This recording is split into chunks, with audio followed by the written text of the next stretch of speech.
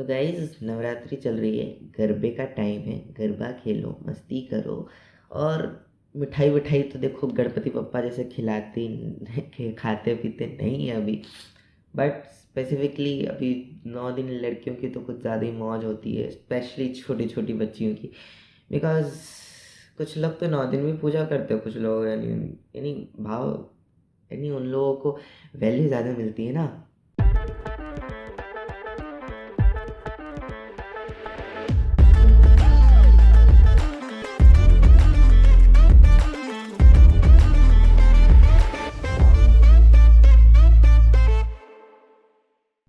You know guys कि नहीं, नवरात्रि चल रही है और नवरात्रि में सबसे स्पेसिफिक भगवान जिनकी सबसे ज़्यादा पूजा होती है वो होती है देवी।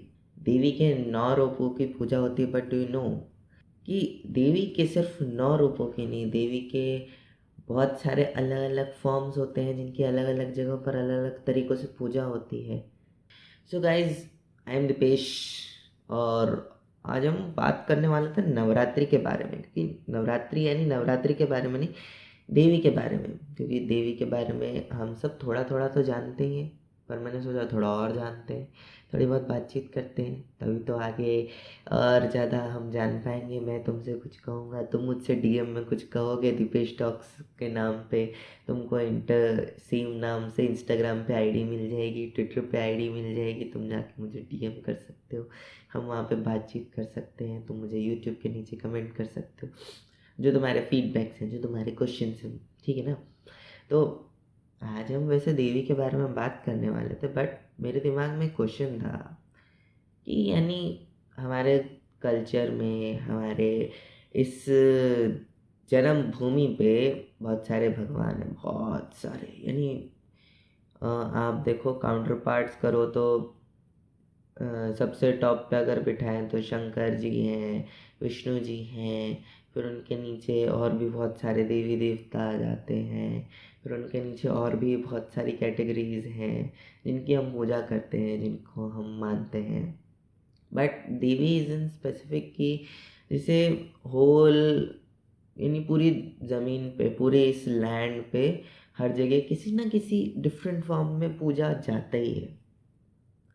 और सब जानते हैं, उनकी बहुत सारी बुक्स में भी लिखा है कि देवी यानी जो भगवान है वो अलग अलग हो सकते हैं। जैसे हमारे शंकर जी हैं, हमारे विष्णु जी हैं, जैसे हमारे राम जी हैं, कृष्ण हैं, गणेश जी हैं, या फिर और भी बहुत सारे भगवान हैं, इंद्र हैं, बहुत सारे सूर्य देव हैं, वायुदेव हैं, ऐसे बहुत सारे भगवान हैं, बहुत सारे जिनकी लोग पूजा करते हैं, देव हैं, भगवान हैं।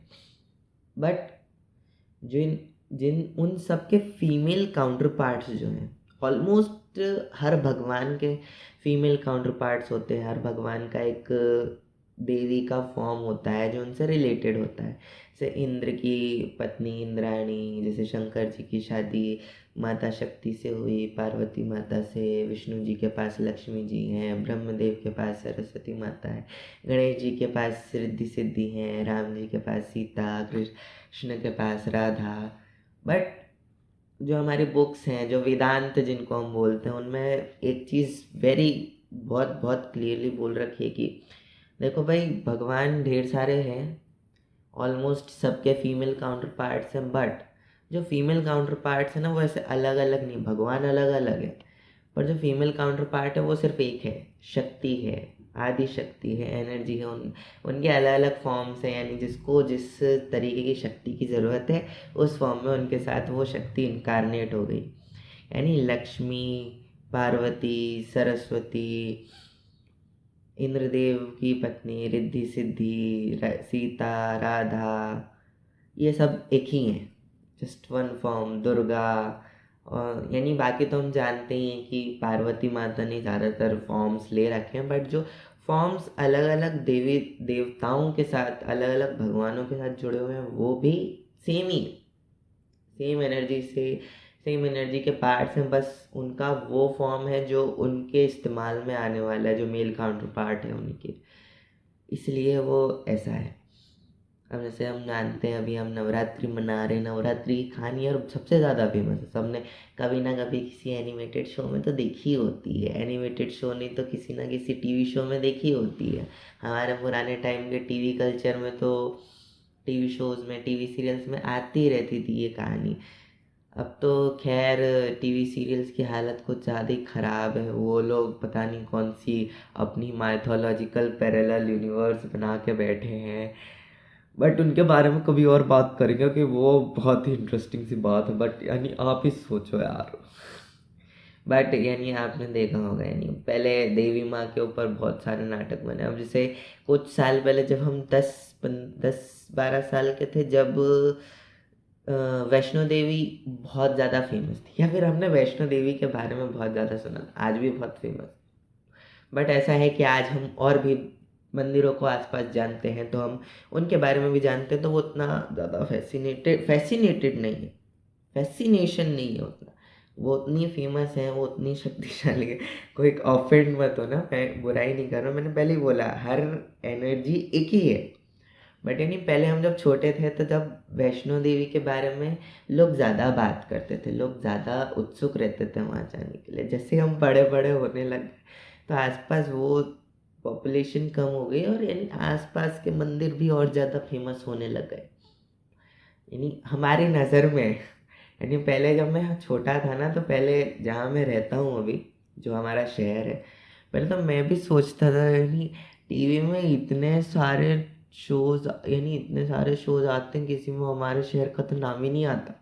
हमारे भी यानी जैसे जोकर पिक्चर आई थी ना, जब जब हम छोटे थे, जब जोकर पिक्चर आई थी अक्षय कुमार वाली, जिसमें वो अपने गांव को परमिशन दिलाने के बारे में सोच रहे होते हैं, और भाई यानी उनका गांव मैप में नहीं होता इंडिया के, कोई तहसील तालुका, कोई नगर पालिका, कोई पंचायत, कोई भी यानी ऑफिशियल जो गवर्नमेंट ऑफिस होता है उसके अंडर वो आता ही नहीं, क्योंकि मैप में ही नहीं है, उन किसी को पता ही नहीं है। तो उस जगह को वो लोग जैसे पॉइंट आउट कराने की कोशिश करते हैं कि यानी ये यहाँ पर है, अलग अलग ऐसे। यानी हम भी सोचते थे हमारा शहर यार फेमस है, नहीं इतने लोग रहते हैं, फिर भी ऐसा टीवी में बताते नहीं है कि अपना शहर है, ऐसा है। जब मुंबई, दिल्ली, अहमदाबाद, सूरत ऐसे नाम आते हैं। अब तो खैर सबसे ज़्यादा फेमस है हमारा शहर। अब तो यानी बड़े होते होते फिर तो धीरे धीरे समझ आने लगता है। बट हाँ, वो पिक्चर देख के उस टाइम मेरे को ये सच्ची फील हुआ था। हाँ, तो हम बात कर रहे थे देवी के बारे में, हम फिर से टॉपिक से भटक गए। तो देवी माँ की कहानी देखो, सब जानते हैं कि महिषासुर को मारा था, 9 दिन तक उनका युद्ध चला था, 9वें दिन उन्होंने मार दिया था, कि 10वें दिन उन्होंने मार दिया था उसे। और ऐसे 9 दिन 9 फॉर्म्स में लड़ी थी, जिनके नाम आपको इंटरनेट पे मिल जाएंगे। उनके यानी अलग अलग फॉर्म्स, अलग अलग फीचर भी डिपिक्ट करते हैं। यानी अपने कल्चर में ना ऐसी बहुत सारी चीज़ें होती हैं, आप एक चीज़ को कैच करोगे ना, तो आप एक चीज़ से अलग अलग तरीके के मीनिंग्स निकाल सकते हो। जिस तरीके के आपके भावना होगी, जिस तरीके की आपकी सोच होगी, उस तरीके की आप मीनिंग निकाल सकते हो उस चीज़ से। आप स्पिरिचुअली उसको मीनिंग निकाल सकते हो, उससे आप भगवान के फॉर्म में मीनिंग निकाल सकते हो, आप उनकी स्टोरीज़ की मीनिंग्स निकाल सकते हो, आप उनके फीचर्स की मीनिंग निकाल सकते हो। नहीं, एंडलेस है, ख़त्म ही नहीं होती। तो सबसे ज़्यादा फेमस नाम है माता जी का, वो है एक तो पार्वती माता बहुत फेमस है आपने, क्योंकि शंकर जी की जो पत्नी है फिलहाल, उनका नाम पार्वती है।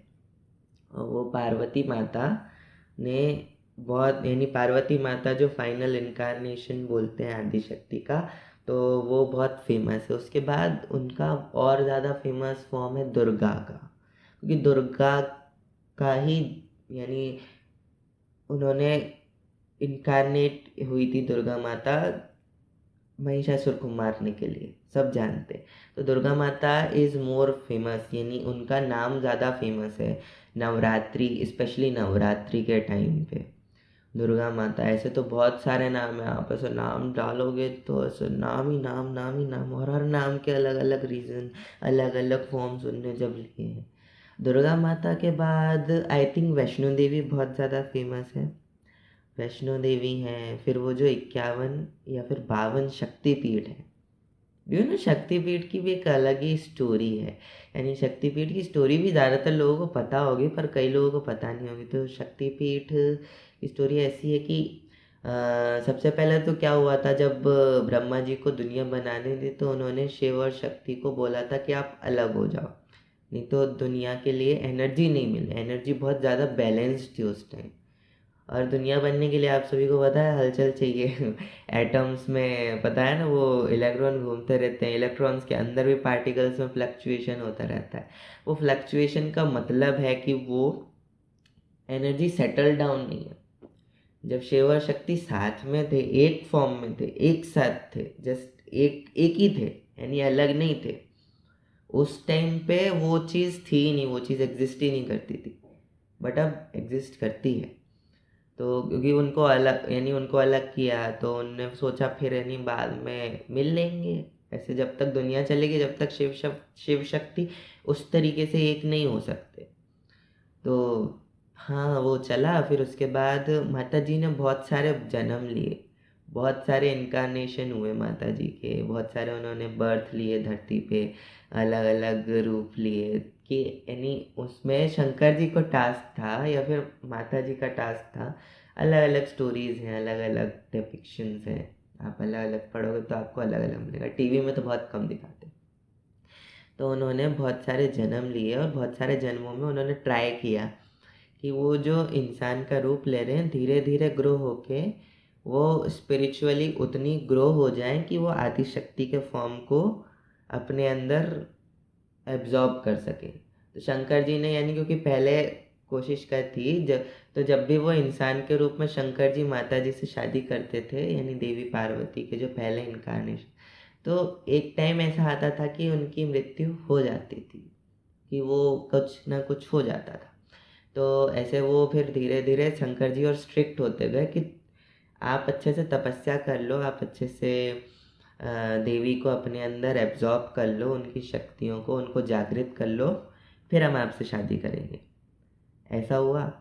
तो ऐसे माता जी ने 51 बर्थ लिए, 51 उन्होंने जन्म लिए, 51। उसके बाद क्या हुआ, 52nd बर्थ जो था सती का,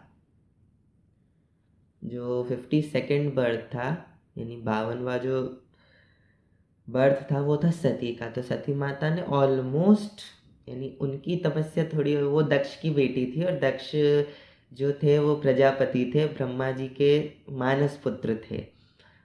तो बहुत सारी बहनें भी थी सती, उनके बारे में कभी और बात करेंगे। तो जो सती माता थी, उन्होंने उन्होंने बोला कि मुझे शंकर जी से शादी करनी है, और शंकर जी से थोड़ी सी लड़ाई झगड़े थे ब्रह्मा जी, यानी ब्रह्मा जी का सर काटा था शंकर जी ने, तो दक्ष जी उनसे थोड़े अच्छे नहीं थे, उनके रिलेशन, पॉलिटिक्स थी उनके बीच। तो शंकर जी को पॉलिटिक्स पसंद नहीं थी वैसे तो वो तो पढ़ते ही नहीं थे, पर दक्ष जी ऐसा थोड़े गुस्से में थे। तो पार्वती माता से उन्होंने, पार्वती माता, यानी पार्वती माता से नहीं, सती माता से उन्होंने बोला कि तुम ऐसा नहीं कर सकती। तो पार्वती माता ने, सती माता ने ज़बरदस्ती शादी कर ली। अब ज़बरदस्ती शादी कर ली तो दक्ष जी ने शादी तो करा दी, पर वो खुश नहीं थे, उन्होंने यानी खुश नहीं थे। तो उन्होंने एक बार ऐसा यज्ञ वज्ञ रखा, तो सती माता को नहीं बुलाया, शंकर जी को नहीं बुलाया, और बाकी सबको बुलाया। तो बाकी सब गए, तो सती माता भी बोली मेरे पिताजी ने यानी यज्ञ कराया है, मेरे को जाना है। शंकर जी ने मना किया पहले, पर फिर बोला तुमको जाना है तो तुम जाओ। और उनको यानी बोल देना, उनको पास्ट फ्यूचर सब दिखता है, तो उनने, उनको पता था, पर वो थोड़े सेट थे। पर देखो भगवान थे तो उनको ऐसा था कि अब पता है तो क्या करें, करवाना तो पड़ेगा ही। इसलिए बोलते हैं नहीं, भगवान बनना आसान नहीं, उनको सब पता है क्या होगा, फिर भी करना पड़ता है। उनको भी कितना दर्द होता है सोचो। तो ऐसा हुआ, एंड उसके बाद फिर वो वहाँ गई, उनकी लड़ाई हुई, फिर उन्होंने अपने आप को भस्म कर लिया। तो उनके फिर शंकर जी ने तांडव किया, उन्होंने वीरभद्र और अपनी सेना भेजी, जिन्होंने दक्ष का सिर काट दिया। फिर शंकर जी ने आशीर्वाद देके सती का शरीर लेके चले गए। अब शंकर जी ऐसे घूम रहे थे वैरागी बन के सती माता का शरीर लेके, तो विष्णु जी ने अपने सुदर्शन चक्र से उनके शरीर के 52 टुकड़े कर दिए। वो 52 टुकड़े धरती पे जाके गिर गए। यानी आप लॉजिक देख रहे हो, माता जी ने 52 जन्म लिए, 52वें जन्म में उनके शरीर के 52 टुकड़े हुए, और वो 52 शक्तिपीठ आज भी धरती पे हैं जिनकी अपन पूजा करते हैं। शक्तिपीठ ऐसे फेमस है।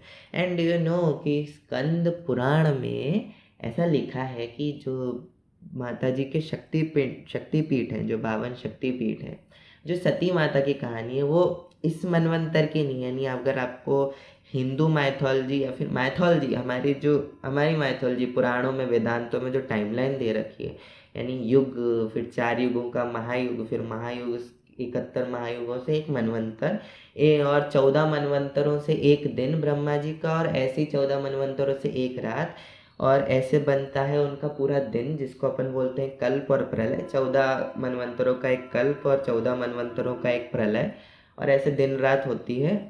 तो सती माता यानी पार्वती माता हमारे मनवंतर में उन्होंने जन्म लिया शुरुआत में, और यानी शुरुआत जो लास्ट वाला मनवंतर था चक्षुषुखा शायद, उसके एंड में उन्होंने बर्थ लिया।